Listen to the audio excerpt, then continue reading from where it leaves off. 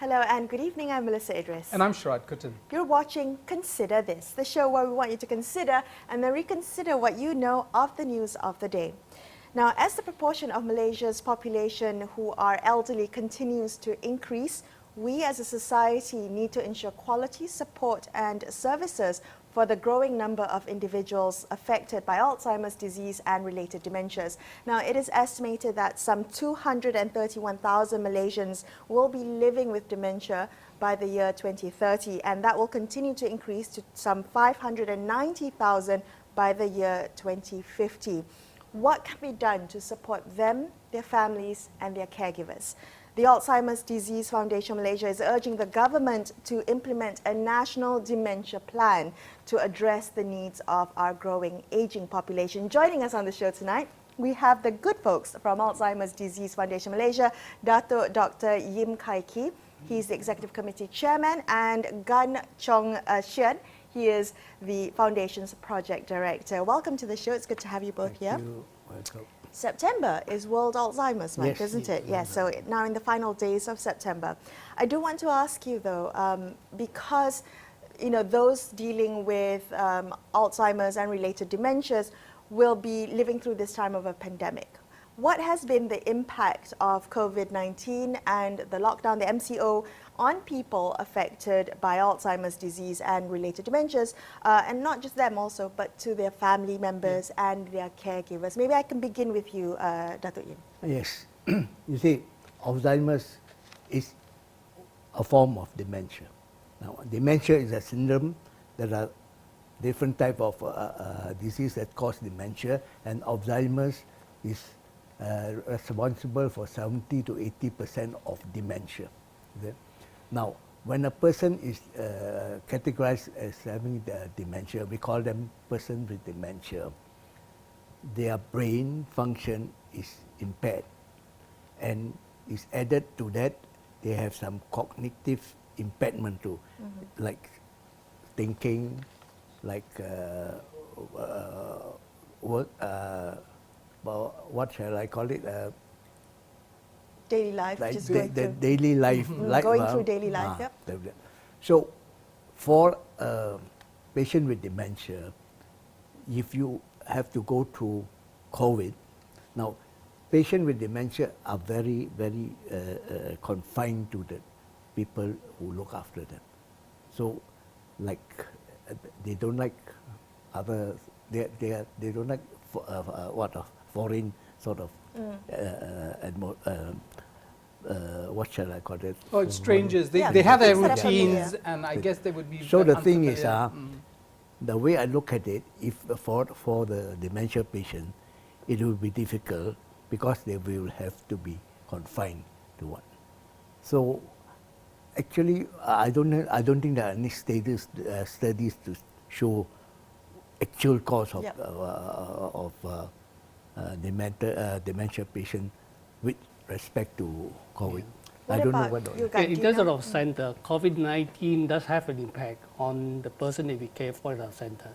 We have generally about 25 of the client, we call them client, at our center where we care for. During the COVID cases, 3 whole months they are not able to come to our center because of the being a high-risk person. Because any person that is already in that elderly stage and having certain diseases are considered a very high-risk person. So we do not open to them. So what we can do is that we actually assist them, particularly because every one of them has a different what we call attitude and any reaction to being alone at home and being cared for by family. So what we do is that we in contact with them most of the time and understanding any peculiar behavior that they come forward. If there should be, our nurse manager will get in touch with them, teach them a method to deal with them. That's what we do now. All right. Yep. Yeah. Yim, the question of this foundation, and you mentioned that you have 25 clients. I mean, that seems to be a drop in the ocean when it comes to the number of potential sufferers from Alzheimer's and dementia. What happens to other people who are not within some sort of framework that you provide? Okay, thank you. You see, the foundation was set up primarily to champion the cause for. What we want to do is to create awareness of the disease. Now, this disease, the sufferer is not the patient, it's the carer. It's estimated that for every patient, 3 persons' life is disturbed. So, if you look at the workforce on the country, now, it is estimated, as you just said, that there's about 261,000 by the year 2000. Now, you imagine the amount of loss to the country. There's like a multiplier effect. Yes, the multiplier. What we want to do is, we want to create awareness to the public and the government that this is going to happen whether we like it or not. At the moment, we are not, Malaysia is not, we don't have the infrastructure, we don't have the personnel, the professional personnel. We only have about 38 specialists in geriatrics for the country. That's very interesting. I want to come back to that, but if I may interrupt you, I'm sorry. I just want to ask Gan, coming back to that awareness, I think that's definitely true that the sufferer is not just the patient, it's also the caregivers. So three people affected for every dementia patient, I think is quite extraordinary. Coming back to awareness though, does it feel like Malaysians are not aware of the seriousness of this issue as our population continues to age? Yeah, you rightly pointed out, because a big chunk of the Malaysian population, if it's urbanized, big people, generally most people have a bit of knowledge of what Alzheimer's is all about, what dementia is all about. But if you turn to the rural areas, that's where the knowledge of this disease is very, very minimal. So that is where we are having difficulty because of the fact that how do we reach the rural folks and explain to them what this disease are all about and how they should come forward if they feel that their loved one has this disease.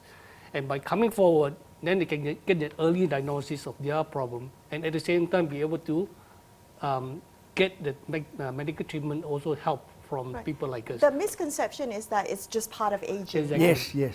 Yeah, most family actually try to keep their parents at home, say that, okay, like, it's part of aging, let's deal with it ourselves.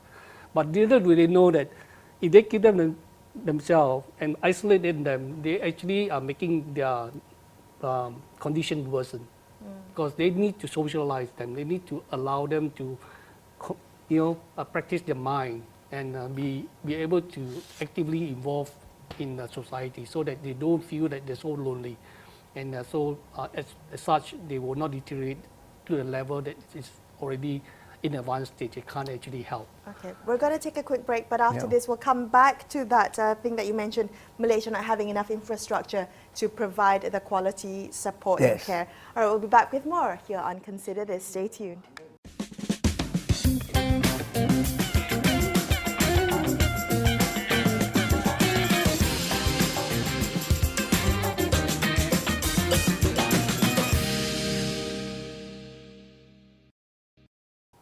Welcome back to Consider This. I'm Melisa. Idris, with me is Sharaad, Kuttan, and we're speaking tonight to Datuk Khai and Gan Chong Shyan from Alzheimer's Disease Foundation Malaysia. Can I come back to something you mentioned just before the break, Yim, about infrastructure? You talked a little bit about the lack of infrastructure in Malaysia. Could you explain what's the current situation? Before that, I would like to add on to what was discussed. I think one of the important things about Malaysian Asian societies, there is a stigma that is to us. We think we want to teach the people and get them to get out of this stigma of a person with dementia. Now, I think Asian families are such. Now, if I have a member with dementia, I would rather look after it myself in the family and keep it. So that is one of the points we want to break. I do want to ask you, Dr. Yim, you are a dentist by profession. This is not your professional interest, right? No. So I do want to ask you though, when you speak to people or families where they have a member of the family who's suffering from Alzheimer's or some sort of dementia, but you also know that there is no cure for it. Yes. What exactly are you offering them? What exactly are you telling Good. them for them to come out? Okay, good. Now, the important thing is, even though there's no cure, we don't know what to call it, there is what we call a quality of life for the patient. Now, it is estimated that when a person is diagnosed with dementia, called Alzheimer's, they still have about 12 to 15 years of life. Now, this disease doesn't come and knock you then and there. It is a gradual, the symptoms come gradually as a result of the amount of cells, the destruction in the brain. So it will go from one, you will lose your speech, you will lose your cognitive. So what we want to do is to create back the situation where these people are given back their dignity in life. They are not being just Forgotten or hidden away. yes. Right? Yes. Because that 12 or 15 years, these people have actually worked and contributed to society, and it is the right for them to be looked after and given back that right of Okay, Gan, is this a hard argument to make to families? I mean, are they reluctant when you say quality of life? Do they immediately say yes, or are they hesitant? They are hesitant because of the fact that, firstly, the awareness of the disease are not complete. The knowledge of the disease is not there.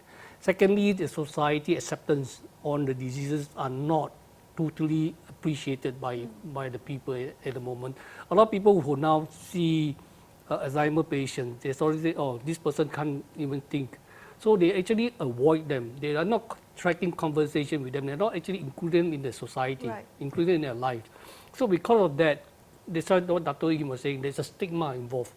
And that stigma boils to them and say, when I have this disease, I'll keep it to myself. I'll not rather share with anybody else. So with that kind of concept or kind of thinking, that's when they will not be able to live a quality life. So what kind of infrastructure is needed then? I mean, if you're talking about providing quality support and services for patients with Alzheimer's and dementia and their caregivers, what kind of support is necessary? Are we talking about care centers like care the one? centers. Okay, is that what is needed? More care centers? Other than that, sorry. carry on. Gan, please. Sorry, other than that, what we actually do, or caring for the person with dementia, we actually do a lot of training for the family members. We call it the Dementia Care Skill, and this is actually brought forward from our Alzheimer Disease International. That program actually helped a lot of caregivers to understand how to handle and how to care for their loved one if they have Alzheimer disease. So that is very important. Yes, Dr. You see, if the person understands that it is a disease that is causing the person to act that way, he will realize, he will look at him differently. Now, what is important is that that disease, although there's no cure, we can, we can teach the carer how to go about going through their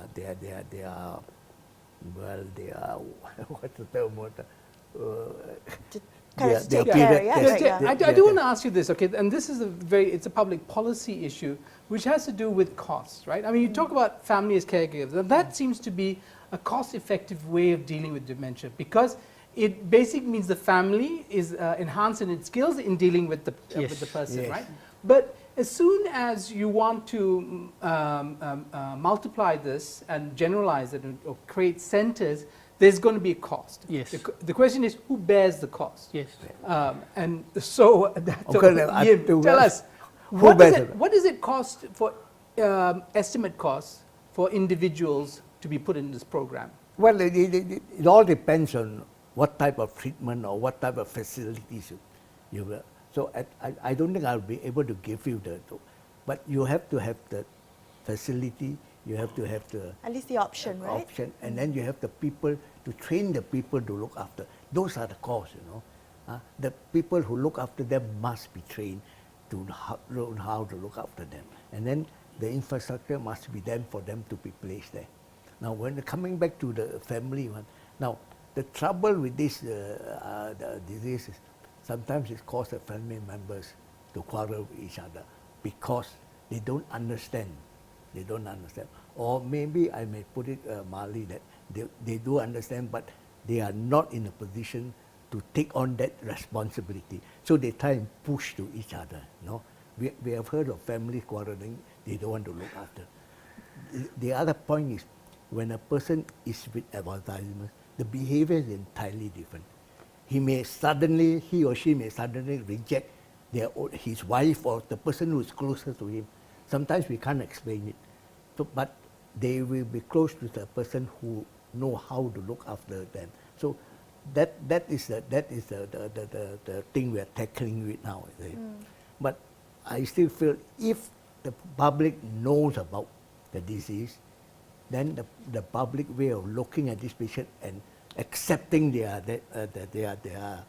position and helping them will go a long way to Well, I read somewhere that Alzheimer's is one of the most economically costly diseases because the family members, the caregivers, they drop out of the workforce to take care of the patients or their family members with Alzheimer's. And I want to ask you if, having more trained professional healthcare, will that help solve the problem? And what is our current situation now? Do we have enough trained professional healthcare?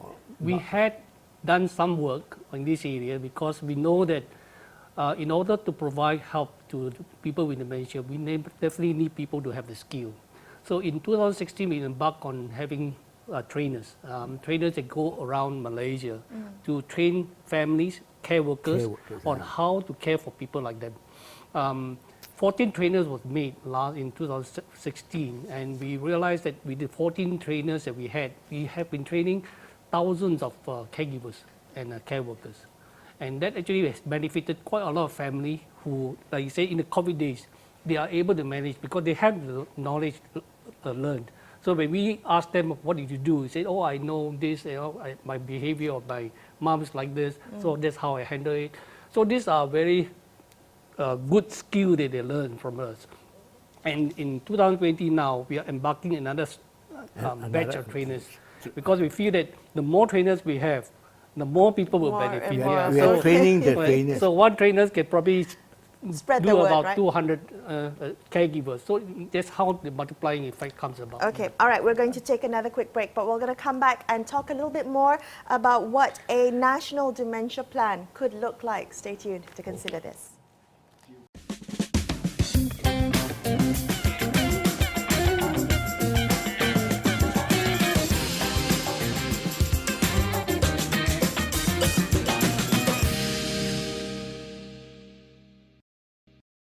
Welcome back to Consider This with me, Melisa, Idris and Sharaad, Kuttan. We're speaking to the good folks of the Alzheimer's Disease Foundation Malaysia, Dr. Yim and Gan. So let's come back to the conversation about a national dementia plan. Why is it important for countries, and I know other countries have embarked on this, why is it important for Malaysia to have a national plan? A lot of other countries have their plan. Japan have it, Singapore have it, Taiwan, Hong Kong.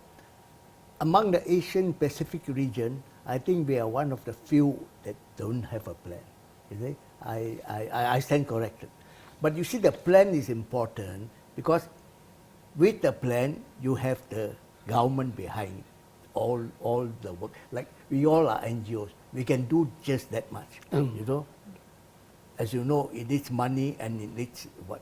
So if the government is not involved, I don't think we to handle what is necessary for everybody. I want to ask you though, Dr. Yip, is it because we look at Japan? It's an aging society. It's acknowledged to be an aging society. Do you think Malaysia, have we acknowledged the fact that demographically we are in fact an old and getting older society? Yes. I think we are going to be categorized as an aging nation. Aging nation in 1954, I think. But you see, the important thing is whether we like it or not. That is a fact. All of us will grow old. You see, so being old population will become aging. So unless we prepare for it, that will be left out. So, you know, and people like us, NGOs, we try our best. But unless the government is behind the plan, I don't think anybody would, any private body can take Gan, up. what would you like to see out of a Okay, national dementia plan? Yeah, coming back to national dementia plan, the government knew in the last budget that Malaysia is going to be an aged nation very soon, right? It's now going to be 8% very soon, and it'll be classified to more than 10%. It'll be an aged nation, and they realized that in 2017 they actually had a treaty with the World Health Organization on this dementia action plan. So with that treaty they are done. So they already started realizing that Malaysians need this policy, and we have been following up with the Malaysian government for quite a while.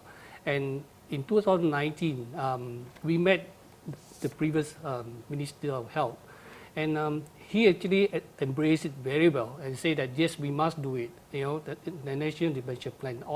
In November 2019, they called for a workshop. Both Dr. Yee and myself attended together with many other doctors and other organizations. Minister of Health. So that organization, they actually put on the 7 action plan that the World Health Organization say that should be looked at. That 7 action plan comes from a medical area to even non-medical area, and we are now helping out the Ministry of Health to see how to implement this. And we were quite heartened to hear that after the workshop, in April we did a follow-up, and they told us that already in progress, but due to COVID, things were delayed. Okay, but we've also had a change in government, change in Minister of Yes. Health and leadership. Exactly. Are they still committed to this plan? They are still committed. We are very happy because we did check with them, say that, look, we started this. Are we going to carry on with this? They say, don't worry. They give us the official reply that this would still be Because carried he is under our hero, Yeah. Tan Sri, Yeah. they are the one doing the work. You see. So change of government, I don't see any possibility except for the funding, I suppose. Okay, You see. that's an interesting point because I'm wondering what would stop us from fully implementing a national dementia plan? Does it just boil down to budget and cost? There will definitely be budget involved. There will also be And cost manpower, involved, and also manpower. Training the Yeah, because people. if we come up with a plan that is not implementable, then it's quite a white elephant. So the government needs to study all those concepts, how to have the plan in place and how to implement them. They are also in talking with NGO like ours, that how we can help them to do certain part of the implementation.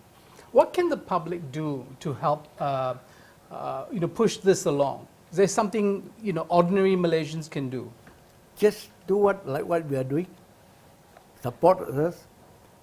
What knowledge you have learned from us, give it to others. Yeah. That is where our awareness program goes. It rolls on. So Yeah. we are teaching, train the trainers. So we are teaching them how to fish. So now our aim is to go to the rural side because I think the urban one is quite well covered. Covered in the sense that the awareness program has reached them. Now we are looking into, as Gan said, we are doing another course in training trainers. We are trying to bring them to the rural areas, Sarawak, Kuching, and even the East Coast. These are the people that don't have the benefit Right. of what we are having. And for those watching at home who are themselves caregivers, have family members with dementia or Alzheimer's, Gan, what resources are afforded to them? Where can they go to find support and services perhaps to help? Other than us, actually, there are quite a number of centers around Malaysia that is care for people with dementia.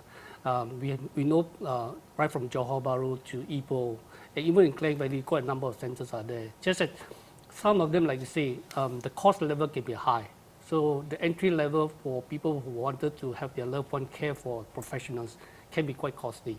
But what we do is, we say that if you can't afford to do this care and you want to do it yourself, that is also a cost to you.